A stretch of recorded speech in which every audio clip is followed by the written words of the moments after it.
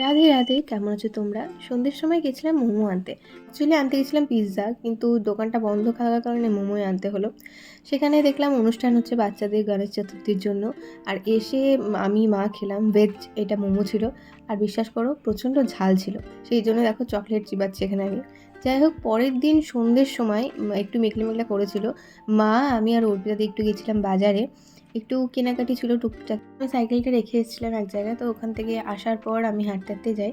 আসার পথে দেখছি এখানে বৃষ্টি হয়েছে, তো আমরা ওইটুকু হাঁটতে হাঁটতে গেলাম আর ওখানে ফুচকা খেলাম। বা পাশের দোকানে কেনাকাটি করছিল। আর ওখান থেকে টোটো করে মা আমি অর্পিতা দিয়ে চলে যাই। আমি নেমে পড়ি, যেহেতু আমার সাইকেল রাখা আছে। সাইকেল রেখে এসে বাড়ি এসে একটু খাই জেমস। অ্যান্ড নেক্সট ডে সকালে তোমাদের দেখা হচ্ছে একদম ভোর ভোর। প্রত্যেক দিনের মতনই সেদিন অতটা কাজ ছিল না, কিন্তু তার পরদিন ছিল রাধা অষ্টমী, তো সেই জন্য মা এখানে নাড়ু করছে। আর কেমন কাটলো রাধা অষ্টমী সেটার জন্য আমার চ্যানেলটাকে সাবস্ক্রাইব করতে হবে। Bye bye.